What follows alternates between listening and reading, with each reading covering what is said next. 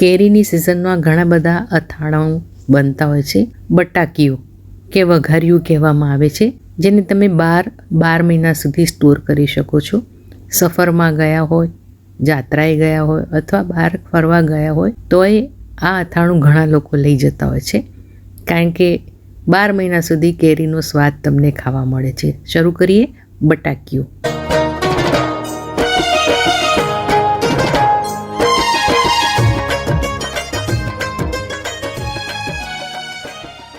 નમસ્તે મિત્રો, કેમ છો? માયા દીપક 22 યુટ્યુબ ચેનલમાં આપ સૌનું સ્વાગત છે.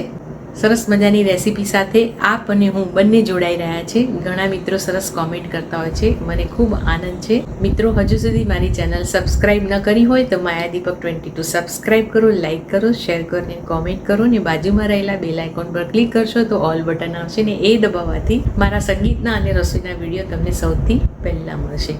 તમે મને ફેસબુક અને ઇન્સ્ટાગ્રામ પર પણ ફોલો કરી શકો છો. શરૂ કરીએ સરસ મજાની રેસીપી. વઘારિયું એટલે કે બટાકિયું બનાવવા માટે મેં અહીંયા 500 ગ્રામ તોતા કેરી લીધી છે. એને 20 મિનિટ સુધી પાણીમાં ડુબાડી રાખેલી, ત્યારબાદ કોરી કરી દીધી અને હવે ઉપરનું ડીટીયું કાપી છોલી લઈએ છીએ. જ્યારે પણ મિત્રો તમે વઘારિયું બનાવો તો તોતા કેરી, રાજાપુરી કે વનરાજ કેરીનો ઉપયોગ કરવાનો, કારણ કે એમાં ખટાશનો ભાગ ઓછો હોય છે. ખાટી ઓછી હોય એટલે તમારે ગોળ કે ખાંડ જે પણ ઉમેરો એ ઓછું જાય. કેરીને આવી રીતે ઘસી અને ઉપરથી લઈ લેવાની છે, જેથી કરીને ઝડપથી ચડી જશે. ખાટી કેરીમાં, દેશી કેરીમાં ખટાશ વધુ આવે છે, એટલે તમારે ગોળ કે ખાંડનું પ્રમાણ વધી જાય છે. આવી રીતે ચપ્પાને છેક ગોટલાની મદદ સુધી ઊંડેથી લઈ અને ચીરો કરવાનો છે અને ત્યારબાદ મીડિયમ સાઇઝના ટુકડા કરવાના છે. બહુ ઝીણા પણ નથી કરવાના ને મોટા પણ નથી કરવાના. મોટા કરશો તો ઝડપથી ચડશે નહીં. ગોટલાને તમે દાળ શાકમાં પણ ઉપયોગ કરી શકો છો. તો આ 400 ગ્રામ થઈ છે. હવે એક જાડા તળિયાવાળું વાસણ લેવાનું છે, અથવા તો સારામાંના નોનસ્ટિકમાં પણ બનાવી શકો છો. 4 ટેબલસ્પૂન તેલ લઉં છું. તેલનું પ્રમાણ થોડું વધારે રાખવાનું છે. એમાં 1 ટેબલસ્પૂન રાઈ ઉમેરું છું. થોડી રાઈ વધારે ઉમેરું છું, તમારે ઓછી ઉમેરવું હોય તો ઉમેરી શકો છો. 1 ટીસ્પૂન જીરું, 1/2 ટીસ્પૂન હિંગ. ત્યારબાદ ખડા મસાલામાં 2 તજ, 4-5 લવિંગ અને મરી 6-7 લીધા છે. એ ખાસ ઉમેરજો, જે ટેસ્ટને સરસ રીતે બેલેન્સ કરે છે. તો આવી રીતે સહેજ તતડી જાય એટલે કેરી ઉમેરી દઈએ છીએ.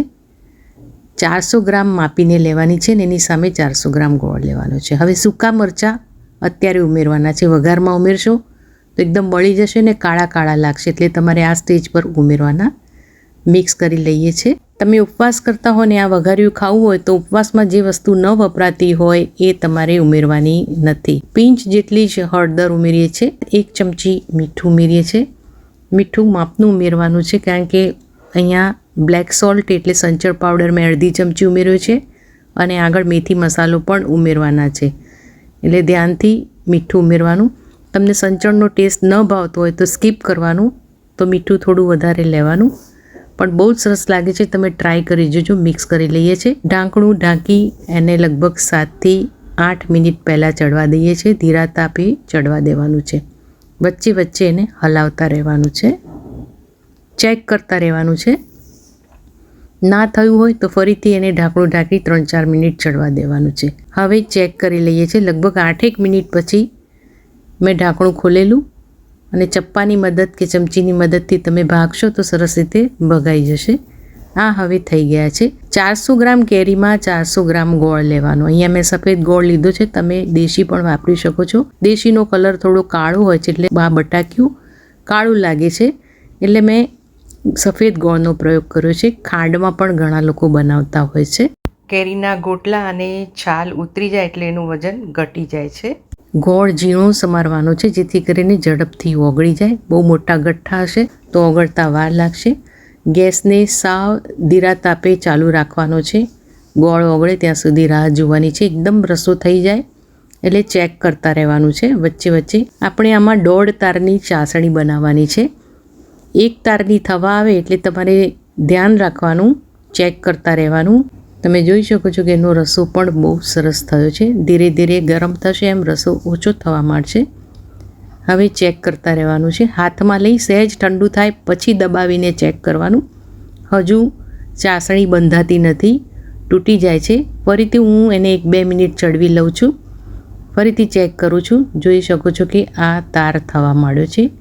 આ હવે થઈ ગયું છે. હવે એને 2 મિનિટ સતત હલાવીશું એટલે 1.5 તારની ચાસણી થવા માંડશે. જોઈ શકો છો આ થઈ ગયું છે. 1 તારની ચાસણી થઈ જાય પછી ઠંડુ પડવા દેવાનું છે, એટલે ગરમમાં જ બીજો અડધો તાર બંધાઈ જશે. એ ખાસ ખ્યાલ રાખવાનો.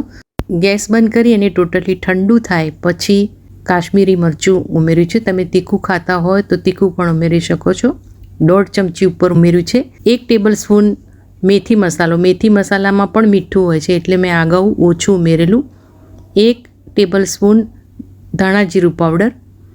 અહીંયા શેકેલા 1 ચમચી નાની અધકચરા ધાણા લીધા છે અને 1 ચમચી શેકેલી ક્રશ કરેલી વરિયાળી લીધી છે. આ 2 ખાસ ઉમેરજો. એનો ટેસ્ટ એટલો બધો સરસ લાગે છે. ટ્રાય કરી જજો. જો તમારા ઘરમાં ન ખાતા હોય તો એકવાર ટ્રાય કરીને પછી ઓછા માપમાં ઉમેરજો. બહુ સરસ લાગે છે. અને ન ભાવતા હોય તો સ્કીપ કરી શકો છો. ગેસ બંધ રાખીને જ આને મિક્સ કરીએ છીએ. જોઈ શકો છો કે એકદમ સરસ રીતે આ થઈ ગયું છે. આને તમે કાચની એરટાઇટ બરણીમાં બહાર સરસ રીતે સ્ટોર કરી શકો છો.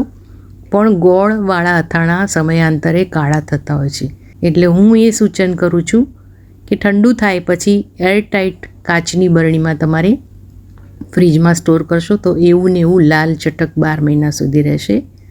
જોઈ શકો છો કે દેખાવમાં એટલું બધું સરસ અને રસો પણ ઘટ્ટ થઈ ગયો છે.